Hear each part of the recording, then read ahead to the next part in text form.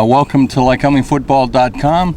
We're talking to head coach Mike Clark, and a big win over Widener, number 24 last week, 16-14. You've had a chance to celebrate, and now we're moving on into another big game, number 21. I think D3 football has DelVal ranked, and we have no points, even no votes, but I don't think you're worried about that. Nah, I mean, John, look, we'll worry about those things at the end of the year. Being ranked, we've been ranked during the year, and it hasn't mattered. We've received votes during the year. It doesn't matter.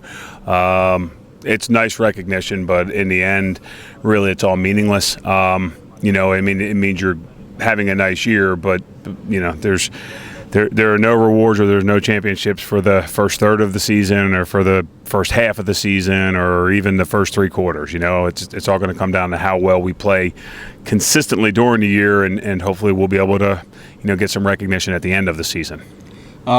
This MAC league this year reminds me of, you remember those old lumbering guys that have these spikes on, and there's a big log in the water, and there's 3 or 4 guys on there, Yep. And the last guy that remains on the log as it's spinning wins. Does it feel that way? It's kind of a tightrope, or you're going down the line. Doesn't John, get much easier with it. No, it doesn't get easier. There are some really good football teams in our league, and I think we knew that coming into the year. Look, more people thought we were the number one team in the preseason poll than anybody else, but Albright had 3 votes. Delaware Valley had a vote. Widener had 2 votes. There are 4, and that doesn't include Lebanon Valley, who is 3-1 right now.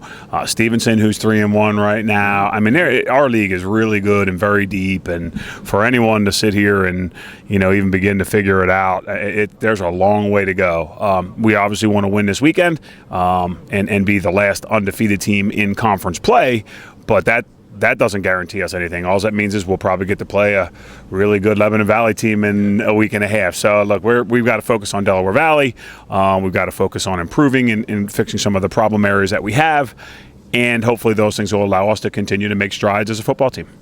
Worry about any letdown after a Widener game, and you're coming into DelVal? It would be hard to believe, but right. Nah, we better not. I mean, look, DelVal on paper and maybe on film, because I don't want to insult anybody. They're both really good teams. And Delaware Valley is never out of a game. They were down 3 scores in the fourth quarter to a really good Rowan team and refused to give up and found a way to come back and win. So if there's a letdown this week, I would be shocked. And if there is on our part, we'll be in trouble.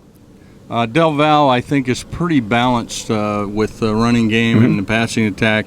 They have that guy by the name of Keith Schuberth. It's Kyle. Yeah, Kyle. Kyle Schuberth. Yep. And a decent running back that you're going to have to contend with. He's very good. Not decent. Kyle's a guy that, we were familiar with coming out of high school. It didn't work out. He ended up at Delaware Valley, and he's been outstanding for them the last couple of years. He's really grown and matured into an outstanding player. Had a great game last weekend against Stevenson, and I mean he's very dangerous, very dangerous. Quarterback is fairly big, good thrower. I don't know that they have just one great wide receiver, but they seem to throw the ball around to different receivers. No, they're very balanced offensively. Look, we think that they might be the best offense in the conference. I've been on record before saying that Aaron Wilmer's the best quarterback in our league. I've not seen anything to, from the rest of the conference to, maybe change our opinion of that. So Aaron's outstanding. They have a big physical offensive line. They're very, very skilled, very skilled. They have several good wideouts, a couple solid tight ends, and, a handful of running backs that are all more than capable. I mean, they've got some really good running backs there. So they're a very good offense, and it's going to be a great test for us this weekend defensively. Switching over to the defense, as you talk about it, Lycoming is number 1 in the MAC right now, giving up the fewest points, I believe 19 a game on average, and also the fewest yardage. And DelVal is maybe around 3rd in those categories. So again, pretty same matchup on the defensive side. Yeah, look, I think there's two very good defensive coaching staffs. Again, I can't ever say enough about our defensive coaches and how well they prepare our guys. And defensively down at Delaware Valley, Jimmy's a really good defensive coach and coordinator. I don't know if he still has a coordinator title, but I know he has his hands all over their defense, and he's a really good coach, and he has very athletic guys to execute their scheme, and they're good for a reason. They have good players and they're well coached. If you had your boys in front of you, were giving one more speech before this game, what would it be? John, look, I'm not emotionally high enough now to make that speech. But look, we want to be in first place on Saturday afternoon. That's been our goal since conference play has started. That's going to be our goal this Saturday afternoon. If it takes our coaches to inspire with words before a big game to inspire our guys to be motivated to play, and we got the wrong guys. Not that we might not be emotional, but if you can't get fired up for this game, then you probably football's not that important to you. It's just how it is. So, look, I'll come up with something during the course of the week. It'll probably be from the heart. But games like this, you don't need to, think a whole lot about what to say. They should be pretty motivated as it is. Yeah. One last question, kind of off this game. Sure. I see you're going to have another update at the Ross Club. Yep. Any significance to that? What was the thinking on a mid-season luncheon? No, it was just I think that Bob Shangral, who's obviously a significant supporter of the athletic department. Bob's also a member at the Ross Club. He mentioned that he thought it might be good to do something again, which we did in the preseason. It happened to come at a great time, which is during our bye week, right? Any other time would be a little bit more of a challenge.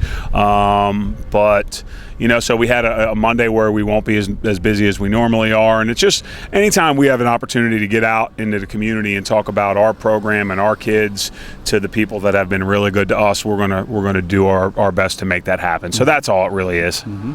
Okay, this is, I guess, open to the public, huh? Oh, yeah, absolutely. So it's open to the public. I'm sure we'll advertise it probably in the Sun Gazette at some point, and there's absolutely information about it on our website. That's right. Okay, going into Saturday, we have two teams in first place. Lycoming's one of them, just coming off of a big win with Widener, and hope you're there on Saturday. The game against DelVal, 1 p.m., David Person Field. Thanks, Mike. Thank you, John.